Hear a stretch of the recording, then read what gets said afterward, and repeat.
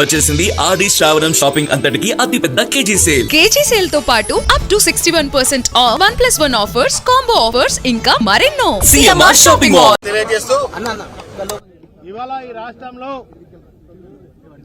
అబద్ధాలు అసత్యాల ప్రచారాలు ఇంకా మరి కాంగ్రెస్ ఈ యొక్క మంత్రులు కావచ్చు, ఎమ్మెల్యేలు కావచ్చు, అదేవిధంగా ముఖ్యమంత్రి కూడా ఈ కాళేశ్వరం ప్రాజెక్టు మీద ఇగో వెంట్రుక మందం కూడా అవగాహన లేదు వాళ్ళకి. ఎందుకంటే వాళ్ళు ఒకటే అంటున్నారు, ఎల్లంపల్లి నుంచి గ్రావిటీ నీళ్లు వస్తున్నాయని అంటున్నారు. ఎట్లా వస్తున్నాయి? ఏది గ్రావిటీ?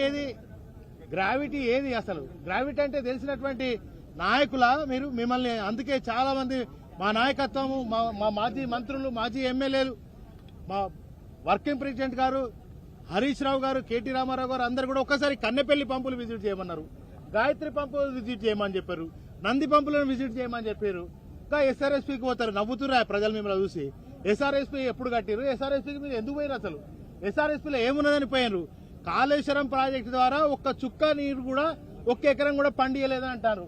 ఇలా ఇదే వరద కాలువ కేసీఆర్ గారు ఉన్నంత కాలం జీవనదిలాగా ఉంది. ఇక్కడ నుంచి మరి దాదాపుగా అనేక ఓటీలు ఉండి, ఆ ఓటీల ద్వారా చెరువులు నింపి, ఆ చెరువుల నీళ్ల ద్వారా బంగారం వంటి పంటలు పండించుకున్నటువంటి పరిస్థితి ఆనాడైతే, మొన్న కేటీఆర్ గారి నాయకత్వంలో కన్నెపల్లి పంప్ హౌస్ విజిట్ చేసి కన్నెపల్లి పంపుల ద్వారా నీళ్లు విడుదల చేయింది అంటే ఇక యాత్రలు చేస్తారు.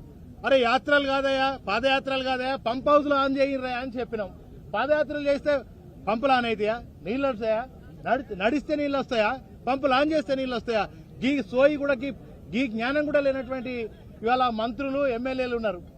అదేవిధంగా ఇవాళ మేడిగడ్డకు మేడారంకు తెలియనటువంటి సన్నాసి ఈ చొప్పదండి నియోజకవర్గంలో ఎమ్మెల్యేగా ఉన్నాడు. ఆయనకు మేడిగడ్డ తెలుస్తలేదు, మేడారం తెలుస్తలేదు. ఆయన మాట్లాడేటప్పుడు స్పీచ్లలో నేను వింటున్నా, మేడిగడ్డను పట్టుకొని మేడారం అంటాడు. కనుక ఫస్ట్ ఆఫ్ ఆల్ మీరు ఇక్కడ ఉన్నటువంటి ఎమ్మెల్యేలు కావచ్చు, మంత్రులు కావచ్చు, ఇదే ఎల్లంపల్లి ద్వారా మీకు చిత్తశుద్ధి ఉంటే నిజంగా మీకు ఆనాడు వైఎస్ రాజశేఖర రెడ్డి ప్రారంభం శంకుస్థాపన చేసిండు కావచ్చు. కానీ 2014 వరకు ఒక్క చుక్కనన్నా తెలంగాణ రాష్ట్రంలో మీరు ఒక్క ఎకరానికన్నా ఒక్క చుక్కనన్నా నీళ్లు ఆనాడు ఎల్లంపల్లి ద్వారా ఎందుకు విడుదల చేయలేదని అంటున్నా నేను. ఎల్లంపల్లి ద్వారా ఆనాడు మీకు ఎల్లంపల్లి ద్వారానే నీళ్లు వస్తాయంటే మరి ఆనాడు ఒక్క చుక్క కూడా ఎందుకు నీళ్లు విడుదల చేయాలని చెప్పి నేను ఇవాళ కాంగ్రెస్ ప్రభుత్వాన్ని, మంత్రులను, ఉత్తమ్ కుమార్ రెడ్డిని, అదేవిధంగా రేవంత్ రెడ్డి గారిని అడుగుతా ఉన్నా. మీరు మరి ఇవాళ వర్షాలు పడితే, అకాల వర్షాలు పడితే, అదేవిధంగా సైక్లోన్ ఎఫెక్ట్ ద్వారా వర్షాలు పడితే మీకు గిరి ప్రదక్షిణ చేస్తే వర్షాలు పడ్డాయి అంటాడు. అరే గిరి ప్రదక్షిణ కదా, సైక్లోన్ ఎఫెక్ట్ అయింది, బంగాళాఖాతంలో అల్పపీడనం ఎఫెక్ట్ అయ్యి మరి ఆ దేవుడి దయ వల్ల బ్రహ్మాండం అంటే ఇవాళ వర్షాలు పడ్డాయి, వర్షాలతో నీళ్లు వచ్చినాయి. ఇలా మేము పాదయాత్రలు చేస్తే వచ్చినాయని రకరకాల అబద్దాలు మాట్లాడి ఇంకెన్ని రోజులు మీరు ప్రజలను వంచే ప్రయత్నం చేస్తారు, అబద్దాలు మాట్లాడే ప్రయత్నం చేస్తారు.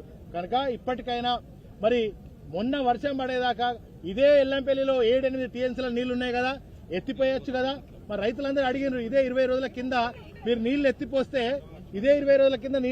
మా పంటలన్నీ, నారులన్నీ మంచిగా ఉండే కదా, మేము పంటలు వేసుకున్న పంటలు కాపాడబడుతుండే కదా, మా పంటలన్నీ పండుతుండే కదా అని చెప్పి మరి రైతులే స్వయంగా అడిగేటువంటి దౌర్భాగ్య పరిస్థితి ఇవాళ కాంగ్రెస్ ప్రభుత్వం తీసుకొచ్చుకున్నటువంటి పరిస్థితి ఉంది. కనుక ఇప్పటికైనా ఈ నీళ్లెత్తి మరి కేసీఆర్ గారు ఆనాడు మరి 2014 కంటే ముందు తెలంగాణలో ఆత్మహత్యలు ఎందుకు జరిగినాయి? మీరు నీళ్లు ఇచ్చినట్టయితే ఇదే ఎల్లంపల్లి నుంచి తెలంగాణలో వలసలు ఎందుకు పోయినాయి? ఈ ప్రాంతం, మా చొప్పదండి నియోజకవర్గ ప్రాంతం అంతా మెట్ట ప్రాంతం, ఎడారి ప్రాంతం. ఇదే కేసీఆర్ గారు వచ్చిన తర్వాత వరద కాలువ జీవనది అయింది.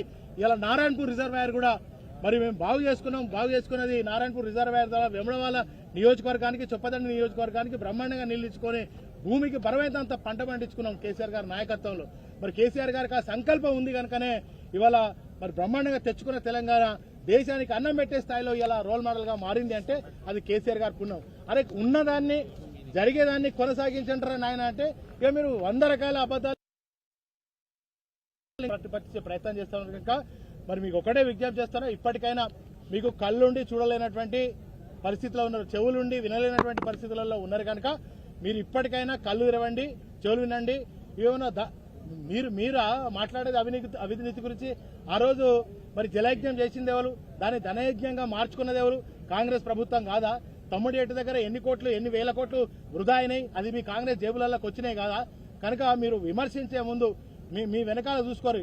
ఎన్నిసార్లు బీఆర్ఎస్ పార్టీ నాయకులు కేటీఆర్ గారు, హరీష్ రావు గారు, మా మంత్రులు, మా వినోదన్న ఎన్నిసార్లు విజ్ఞప్తులు చేసి చెప్పినా కూడా సోయి లేకుండా దున్నపోతు మీద వాడనబడ్డట్టు వ్యవహరించారు తప్ప ఒక చుక్క కూడా నీటిని విడుదల చేయలేదు. ఇప్పటికైనా కంటిన్యూషన్ నిరంతరంగా నీటిని విడుదల చేసి అన్ని రిజర్వాయర్లు అన్ని చెరువులు కుంటలు నింపి పంట పొలాలను కంటిన్యూషన్ గా కాపాడాలని బీఆర్ఎస్ పార్టీ పక్షాన డిమాండ్ చేస్తాం.